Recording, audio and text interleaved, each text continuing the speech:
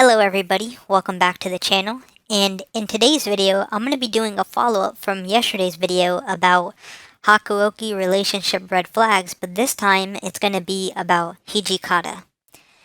The response that I got from you guys in my Discord server, along with just even the response that I got in the comment section on the video regarding San and San, was actually very positive, and that is awesome to see because that kind of gives me more motivation to want to create more videos like this. So I just want to say thank you for the support that video has received and also the well-received comments that people have been giving so far in regards to that video. But right now I just want to speak about Hijikata. Now this is most likely going to probably be the longest video that I make because there's so much to speak about in regards to Hijikata and Chizuru's relationship. The visual novel, to my understanding, is mainly based around Hijikata and Chizuru. The anime is based around Hijikata and Chizuru spending the rest of their lives with each other, and even the movies. So we have so much content, so many scenes, so many moments, so many periods where they interacted with each other that to make a quick simple video I think would honestly be a disservice to them and also to you guys because there's a lot to speak about in regards to this topic in video context. So I think the first thing to establish is the fact that they both love each other, which is so evident in the anime, especially during season 2 and during the movie. I mean, Chizuru literally traveled all the way to Narihama, I believe that's how you pronounce it, in order to see if Hijikata was still alive. She literally said, "I'm going to stay by his side until the bitter end." That's not, I guess, exactly what was stated in the movie, the second movie, but that was basically what was going on. And so when you have that kind of love for someone, where you're literally willing to travel into a war zone in order to basically stay by the person that you love and have a short life because there is a war going on and there is a huge chance that you can potentially get killed in the crossfire of the two opposing teams battling, that really does say a lot about that person, in this case Hijikata, in terms of love that Chizuru has for him. If she did not love him, she would not do those things. She would not go to such extremes in order to see him or, I guess, stay by his side. And even to assist him too, because he does get injured, especially towards like the end of season 2 and even towards the end of movie 2, where basically gets injured and he has to basically drink Chizuru's blood because obviously she is a Oni. So that right there goes to speak a lot about their bond and just how much Chizuru thinks about him. Another thing is that Chizuru is obviously very self-sacrificing. She's very polite, kind, empathetic. As I mentioned earlier, she demonstrates a lot of pro-social behaviors. There's not, I don't think, an ounce of narcissism in her. There's not an ounce of negative views of the world. There's not an ounce of hatred in her. She's just a naturally good person. And I think a lot of people dismiss that and don't really bring that up about her because obviously there's when you have a character like that, and when I say this, I'm not saying this in the sense of being rude or, belittling her character, but when you're a character that's kind of too good, right? You can't obviously break out of the mold. You can't really do a lot of things because since you're acting on like a high moral compass and you're being good, you have degrees of freedom in terms of the things that you can do. Soji, on the other hand, he's a good character, but he also has a sadistic side to him. So because of that, we get to see a lot of cool things that he gets to do and gets away with it from the narrative perspective. Same goes for Hajime. Hajime is similar to Chizuru in the sense of his kind of dimensionality. Obviously there's a lot of depth to Hajime, but because of him being an introvert and such a good guy and not him acting out or being evil or being malicious and always being calm, composed, and rational, he's not out there doing crazy things, and in some ways that can kind of make him not stand out among the other characters, but he's still beloved. Same with Chizuru, right? But because of that, she obviously just does so much for other people. And for her to kind of go to the extremes for Hijikata says a lot. Now, on the flip side, in regards to Hijikata, he is, I think, a really complex character. There's a lot of depth to him. And the more that I start to interact with fans about Hakuouki, and I guess I get to know about Hijikata as a character, the more I appreciate him, because he does have a poetic, artistic, creative side to him. But he's also very stoic in his nature. He's also a very dominant man. He's a leader of the Shinzengumi. He has suffered from depression, anxiety. He's had mental health issues. He's also very non-selfish in the sense that he thinks about his men and their well-being. He also has his kind of soft side to him. He has this ability to be able to love. So there's just multiple dimensions to him. He's a very complex character that has a lot of depth behind him.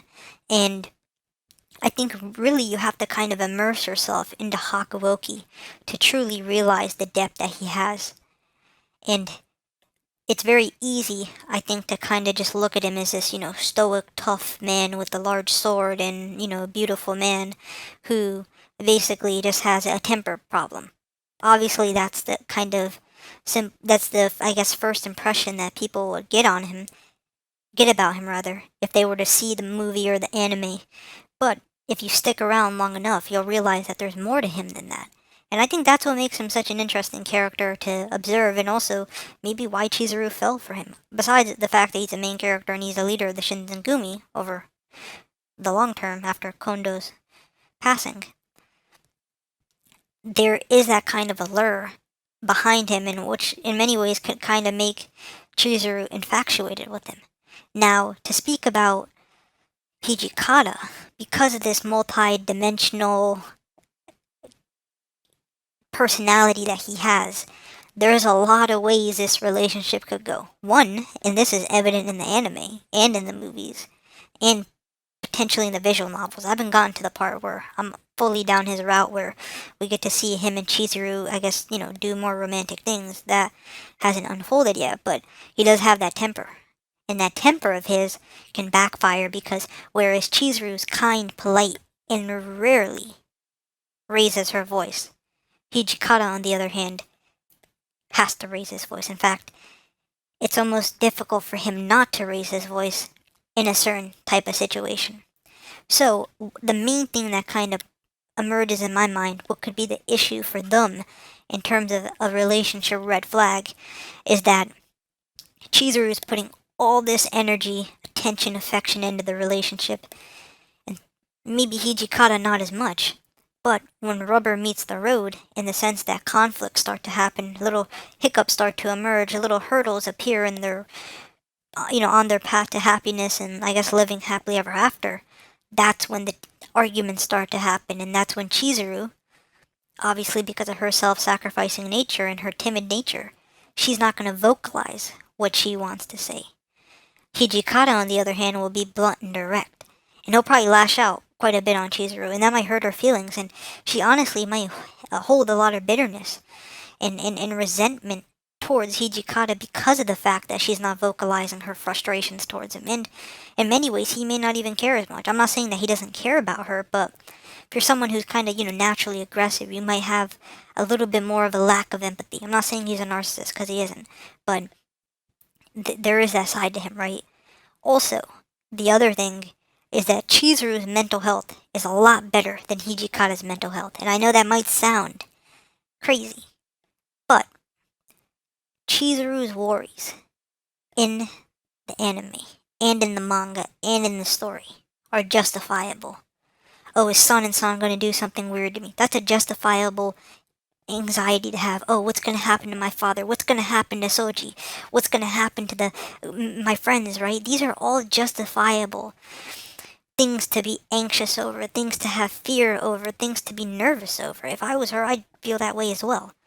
Hijikata obviously has that, but what he has had for a very long time, and I was not aware of this until someone pointed this out to me, is that he had very long periods of depression, anxiety, and mental health issues for a very, very long time. And that can actually get in the way of a relationship succeeding, because if someone's positive, upbeat, and they're able to overcome the past experiences that they had, and then you have someone who isn't necessarily like that. In fact, their natural state for most of the day is always thinking in the past, always being in a depressive state, that's obviously going to create for that kind of mismatch in terms of where they're both on the mood scale. And that right there could cause for differences in the relationship. Also, add on top of that a temper problem. That's probably going to spark up a lot of issues as well. I'm not saying that they can't have a harmonious relationship, but those are some things that I see could happen that could get in the way of them having a very conflict-oriented relationship. Not as conflict as, I don't know, like a Kodo, or well, not Kodo. Kodo's her dad, so that'd be weird. But you know what I mean by that, right? Like some other character, like I don't know, like a Ito. Imagine Ito and Chizuru together. That would just be that. I feel for Chizuru. Like that would not be a good experience for her at all, right? So there's that. But I do think a relationship between those two can work out, and here's why. They're both good people at their core. Hijikata, through all the trauma, through all the past experiences that have emotionally branded him and traumatized him, and I don't blame him. He's a member of the Shinzengumi. He's constantly seeing death around him. He has to make hard decisions, right? Imagine just being in that situation. Obviously, someone is going to endure a lot of trauma and suffering, but at his core, he is a good person. At Chizuru's core, she is a good person, and that good will emanate through the conflicts, through everything that they're going through, and they will both be marching down the same direction. So yeah, I do think in the context of a relationship, Chizuru would most likely be, I guess, a better partner with less conflict and less issues emerging. Hijikata, on the other hand, would probably create more conflict, more issues, and it's not because of what's going on in the relationship, it's because of the internal demons that he has yet to face and conquer and overcome. Chizuru obviously would serve as a great person to help him overcome those demons. But throughout all of that, I do think that they could have a great relationship with each other, and their love for each other is very strong. It's a very powerful bond that they share with one another, and I mean, they just go both through such extreme lengths in order to see each other and in order for them to remain in love with each other. And when you have that kind of love, a simple argument, simple personality flaw will not destroy it.